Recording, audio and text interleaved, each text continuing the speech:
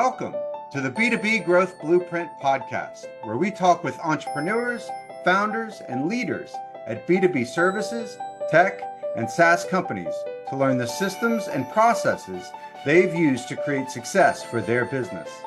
We'll also learn from marketing and sales experts to provide insights to help you grow your business. I'm your host, Mark Osborne, and the podcast is brought to you by Modern Revenue Strategies and their 10x ROI B2B growth guarantee. Schedule a free diagnostic call to learn the fastest path to double your B2B revenues in just 90 days. Hello, and welcome to another episode of the B2B Growth Blueprint podcast.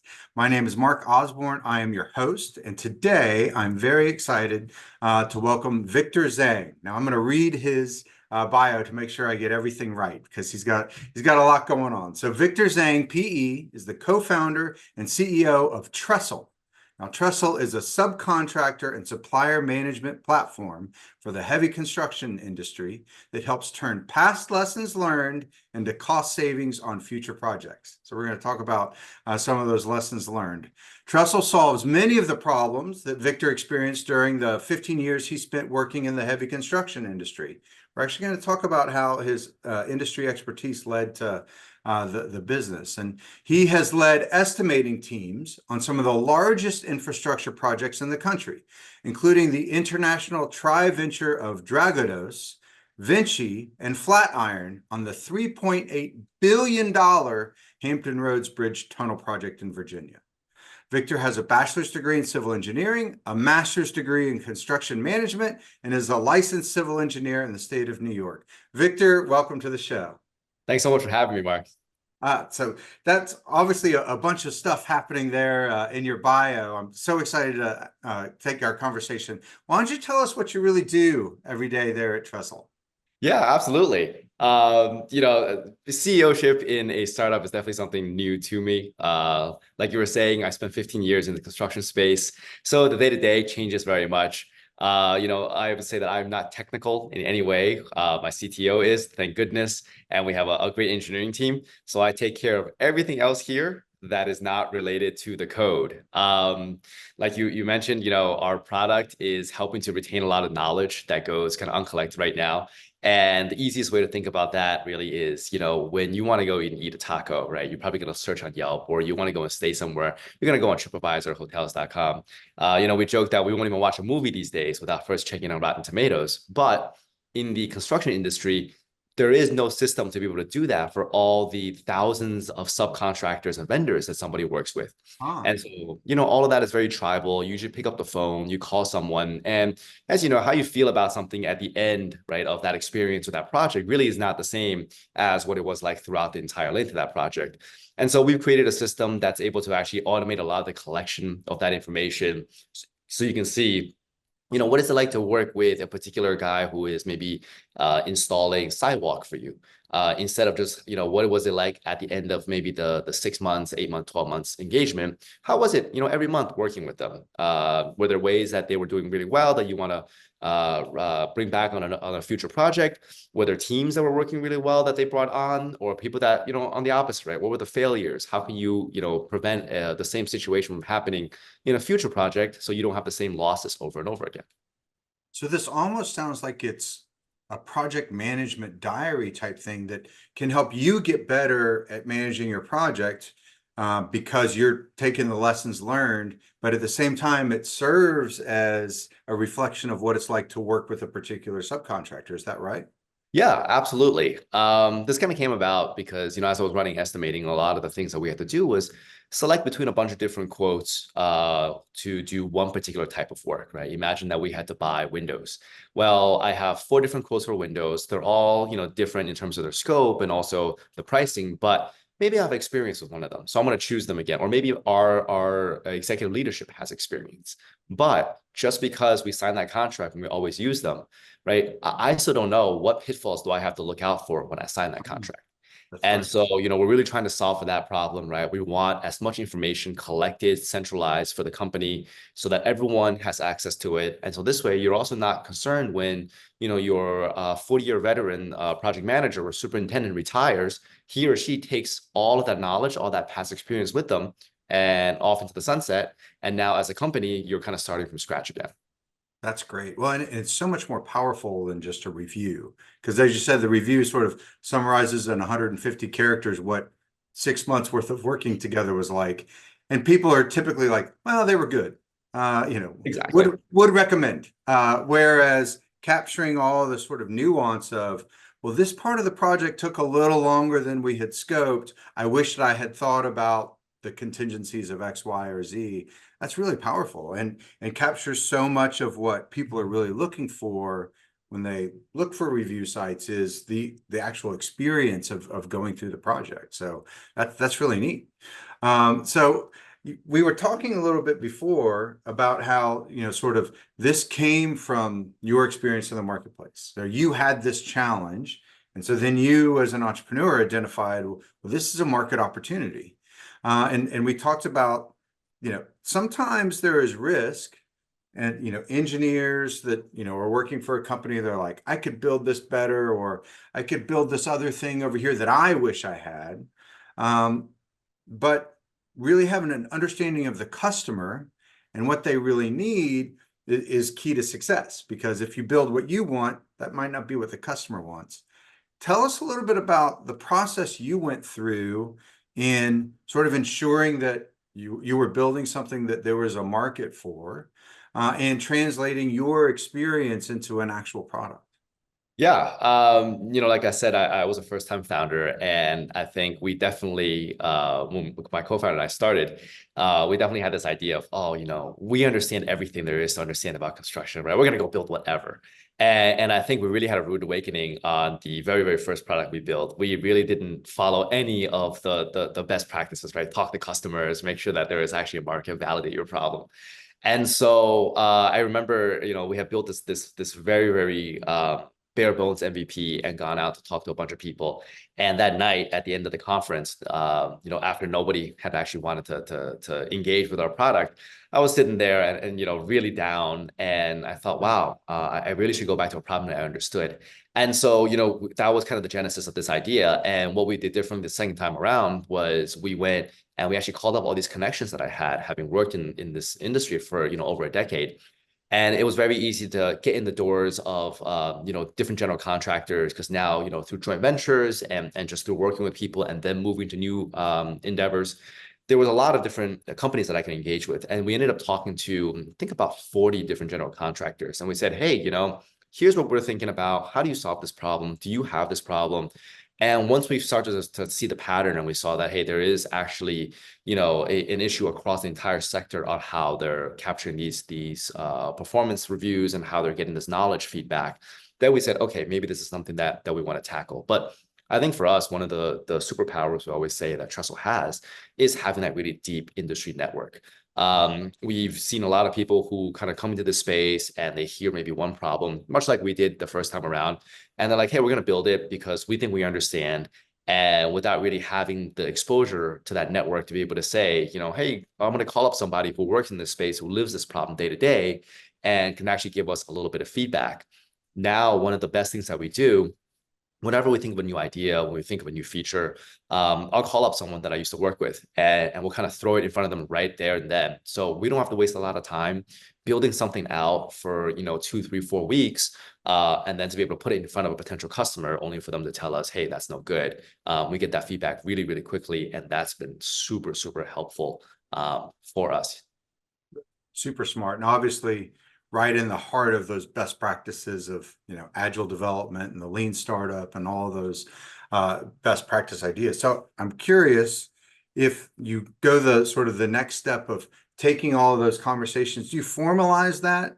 Because one of the things that we see is that, oftentimes, companies fail to really have a formalized ideal customer profile that has real solid description from a firmographic, but also like the business context they're operating in and a real solid understanding of their persona. They're just sort of like, yeah, I know my customer. and they go from there. Did you really formalize all those things, or did you just kind of wing it?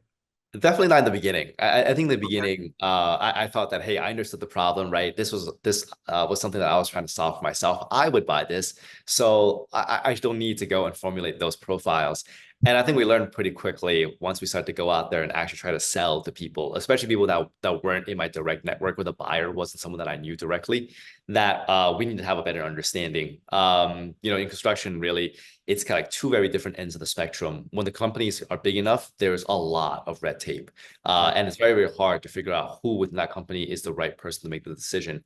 But at the same time, even though there's a lot of red tape, usually it is the guy at the very top or the girl at the very top, a CEO, a COO, CFO, who's kind of doing that final sign off. Yeah. And so it took us a while to kind of figure that out. We did have to sit down and be like, all right, these are our champions. This Yep. is like our path in. Okay, we're Yep. talking to these people. We need to get to the next step, to the right person that we think needs to be in this chart. But that was definitely some tough learnings we had in the beginning. With any kind of startup, right? If someone's willing to talk to you, especially in the beginning, man, you are just so excited. And it's a little bit of rude awakening when you realize that you've been spending all this time talking to somebody who maybe doesn't have the buying power, right? Or Right. maybe even the right person to be speaking with. Yeah, that's one of the things we see is understanding that buying committee. Like it's not just one person that at the top. Like you got to sort of figure out your path to get there, and then also each of those different influencers on that path, they have different preferred modes of communication. Some of them, would rather see a Loom video of you walking through specs, and others would, sort of rather, have a conversation, or others would rather read a white paper or a report. And so, like really knowing those people is that path. Interesting that you talked about that your industry is, sort of so based on relationships, and your industry knowledge was so vital. I know a lot of entrepreneurs have an idea for an industry that maybe they don't have all of that background and expertise. Maybe they don't have all of those relationships. You had the benefit of that, and obviously the I would say the success ratio of companies that work, go with what you know, the success ratio is a lot higher. But as people are moving into maybe some tangential or ancillary industries where they've got a good idea, do you have any advice for other entrepreneurs or founders as they're trying to develop relationships in a new industry or maybe a new sector of their industry, or develop that industry knowledge? Yeah, and I would say, right, this is applicable maybe only for construction, but Okay. hopefully it can be adapted into other industries as well. For us, one of the big things we found that was super helpful was going to a lot of the industry events. This is, like you said, an industry where people like to be face to face. They want to shake hands. We have our whole engineering team in one place here in New York because a lot of our initial customers are here, and they want our engineers to be able to go to their office. Yeah. And so for us, we really kind of held on to that belief. And, we don't take out a lot of, or in fact, any kind of digital ads. We know that our market isn't there. But in the past 6 weeks, we've attended 3 different industry conferences. And, when we're there, we know that, hey, this is who we are. This is Trestle. This is what we do. For better or for worse, the first one we went to, it was funny. There might have been 50 different vendors there and only 2 software companies. It was ourselves and then another major brand. And the booth next to us was demonstrating new forms of ladders railing. And then the guys across the aisle from us had these like 18-inch valves for pumps. Wow. And so we had a lot of people coming to us, and they would look at our banner and they're like, oh, man, like we really need to buy some temporary bridge. And like, that's what you guys do, right? Because your name is Trestle. And we're like, no, Yeah. no, no, we're a software company. But that gave us an opportunity, right, to then stop them and say, hey, this is what we do, right? Get some notoriety there. And then by the time we got kind of to the last convention, that was did about 2 weeks ago, it was much easier. We met a lot of the people, maybe not those exact people, but people from their companies. We had a lot more background in kind of what their company did, right? And this way it was much easier to strike out that conversation. Oh, hey, I talked to so-and-so from your company in Ohio 2 weeks ago. And they're like, oh yeah, it must have been this person. And, whether that was the person we met or not was less important than kind of being able to start that conversation. I Right. remember when I was still in industry, one of the things we always did was, at that time, we were already getting inundated with a lot of software sales calls. And pick up the phone, and the first thing would be like, did you work in construction? Oh, you didn't? Thank you. I'm not interested in talking Ah, with you. interesting. And so, like you said, we don't really suffer from that right now because I can go and talk shop with anybody on the floor. Yeah. But we did find that even for my CTO, who doesn't come from this space, having gone to a bunch of these, it was much easier for him to have these conversations, to feel like he belongs in there somewhere. And he jokes that he's got enough like verbal optionality, ammunition, whatever you want to call it, for a conversation for about 5 minutes. Okay. Right. So after that, everything he's learned about construction has been like used up already. And Right. then he's like, I need to make sure that by then we've gotten into what it is that we do so we can start talking about that. But sometimes that's all you need, right? To kind of break through that barrier a little bit, to get a little bit of that familiarity in the industry that maybe you don't have past experience in. And we definitely found those in-person events to be super, super helpful. That so it's really wise of you to recognize where your customer is, and the sort of the channel that they use for discovery of sort of new opportunities is these in-person events, because that's so important to them, and not in digital, but in those conversations instead, which I'm sure there's a million startups that don't know the industry, that are out there buying tons of ads, chasing customers that aren't really interested in engaging with them that way. And also, so smart of you to sort of craft your message as you're going to market around where their needs are, and sort of meeting them where they are, and sort of, bringing that to them. You talked about, sort of relationship being, such an important part of the industry. And I'm sure you experience, many people that have worked in an industry, those relationships are sort of an initial source of leads. I'm curious, and you talked about, that from initial conversations when you're proving out the MVP and those things. How did you maximize sort of the network effect? So to move beyond people you knew into people you didn't know, or have you been able to, or how are you thinking about that and approaching that as you're trying to sort of scale your business beyond your own personal network? Yeah, that's definitely something that we think about a lot. And I would say that we certainly have not perfected it. We do, our product is very much sales led. We sell an enterprise level product. We wish we had something that people can just like click on, right? And then find the utility in it and then buy it and pay us the money. But we also think about how we can build some network effects into the product. So maybe I'm jumping ahead a little bit. I would say, moving outside of our initial network, the first thing we did was just to utilize the network we had and see, hey, who do you know that I don't know right now that you can Uh-huh. introduce me to? This again, right, is an industry where they have a lot of industrial groups. So, in New York City, we have like the General Contractors Association. There are groups that focus specifically on tunneling or building dams. And they have annual meetings, they have these big holiday parties. And that's a great opportunity to go and say, hey, so-and-so that I used to work with, can you introduce me to that person that I saw you talking to that I don't know?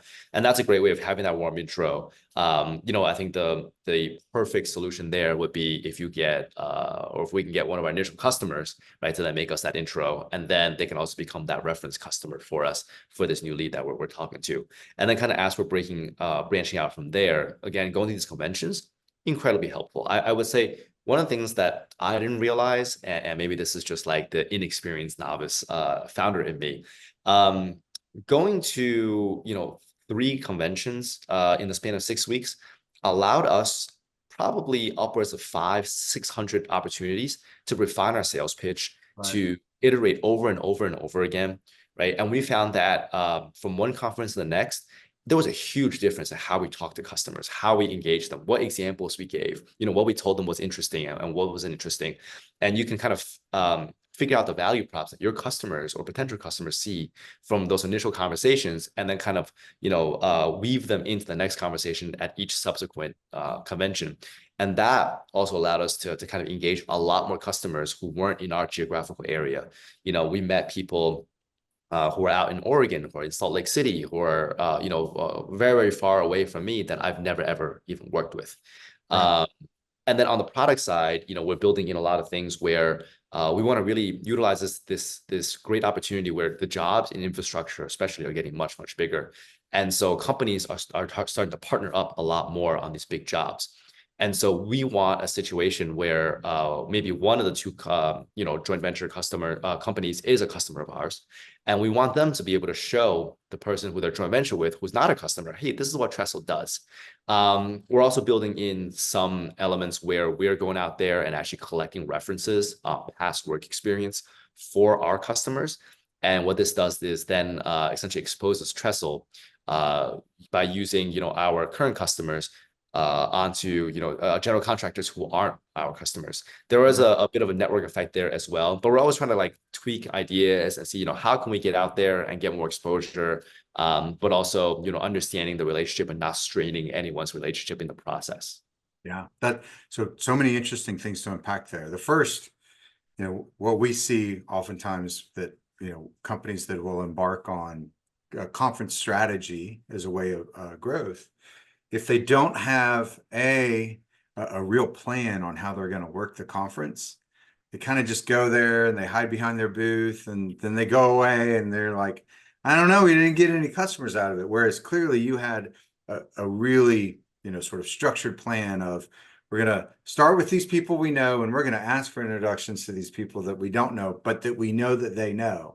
Yeah. So very smart. The other thing that I can tell that you did that some companies fail to do, that we always try to get them to do, is to not use it as an opportunity to repeat what they already know, but it's as a chance to iterate and learn.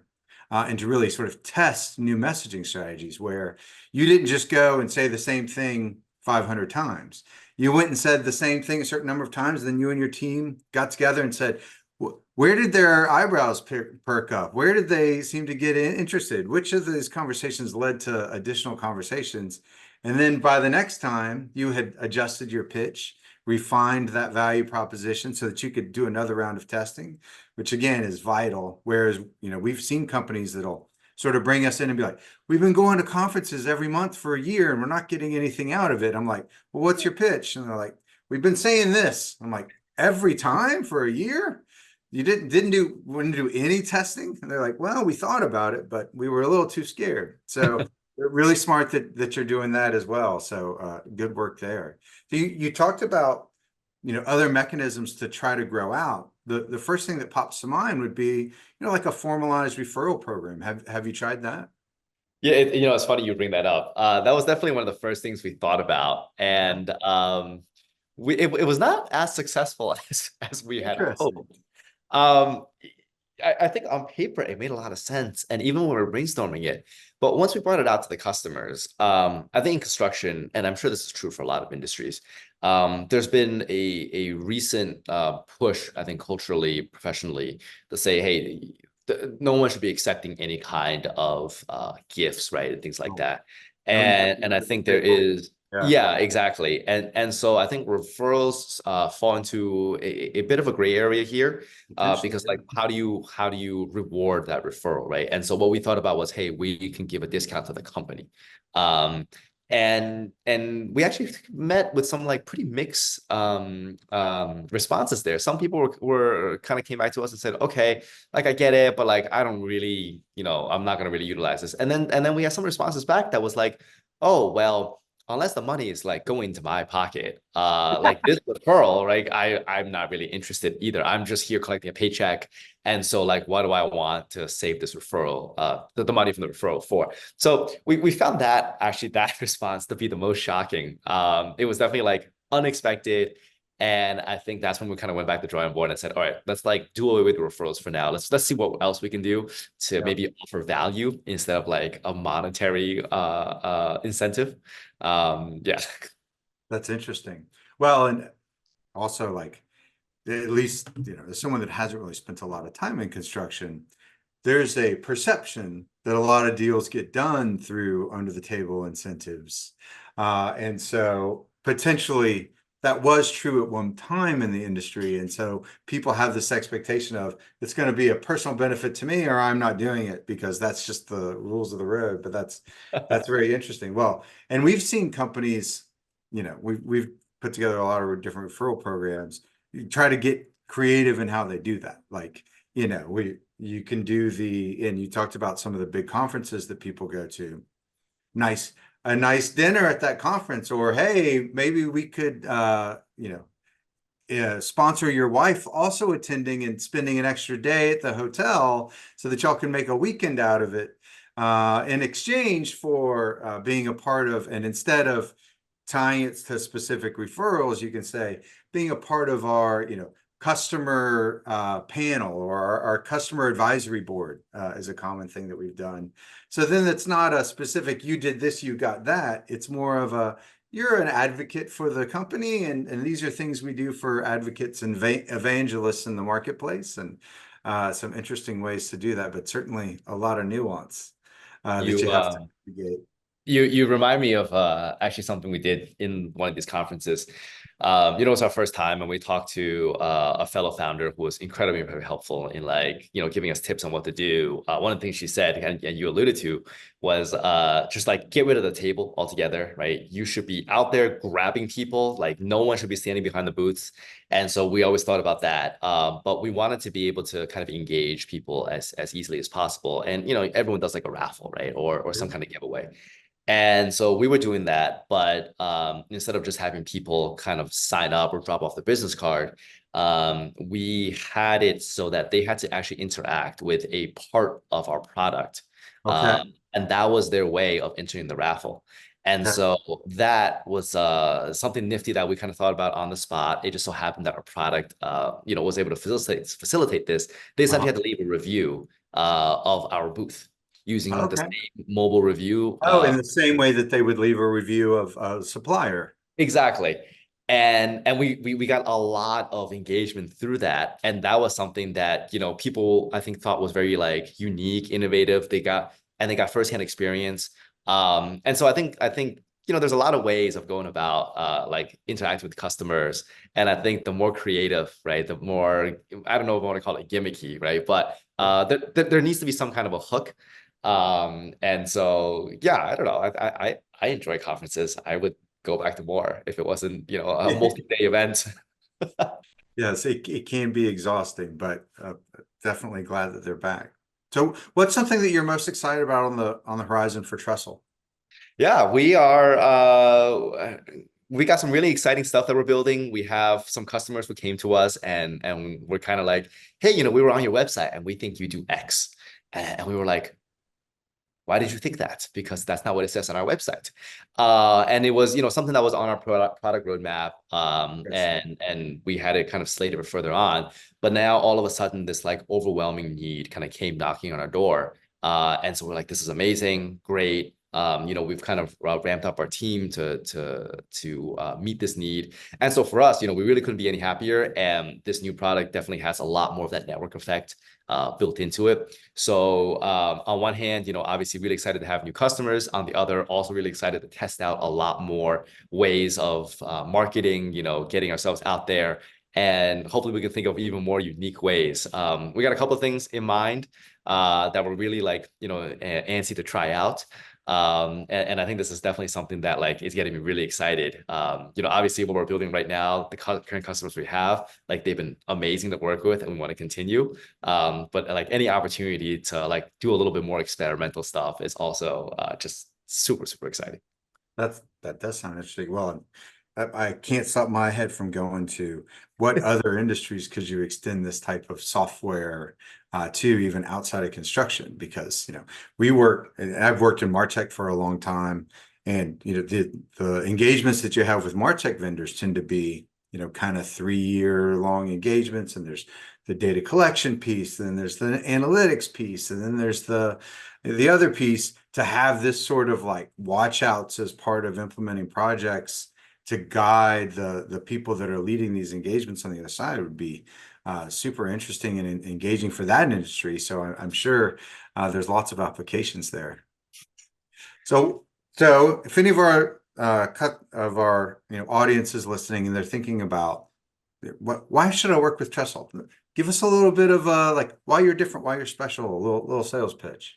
Yeah, absolutely. I would say if you're any company that's working in the construction, engineering, real estate space, we know this market probably better than anybody out there. I lived this problem and in this world for most of my career up until recently.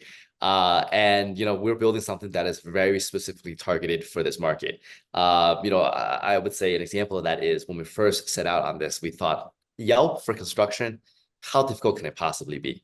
Sure. And once we started to actually work with the initial customers, right, we realized the complexities required here and what they wanted to be able to do. And so now we built out a system that really is specifically serving this market's needs, where you can target, a project manager on a specific project with a specific set of questions, and only he or she gets those questions on a set cadence. And so that now has kind of evolved into something that just doesn't exist in the market. That is, allows you to collect so much more detailed information, and it's so frictionless in how we do it. And so that part of it, we're really, really excited because we ended up, through these relationships, through working with the customers, building something that is just so unique. And that in itself, is something that's just incredible. Victor, this has been awesome. Thanks so much for taking the time. So if our audience wants to get in touch with you, what's the best way? LinkedIn is the easiest, Victor Zhang, PE. You can also email me. My email is victor@gotrestle.com, all one word. Yeah. Fantastic. Victor Zhang from Trestle, thanks so much for joining us today, and look forward to continuing the conversation. Awesome. Thanks so much for having me, Mark. Thank you for joining this episode of the B2B Growth Blueprint podcast. We hope you've gained insights to grow your business. If you enjoyed this discussion, please rate, comment, like on your favorite platform, and share to others who will find it useful. Do you know a CEO, founder, or leader at an early stage B2B services, tech, or SaaS company who would like to be a guest and share their story? Send us a note. Let's schedule a conversation.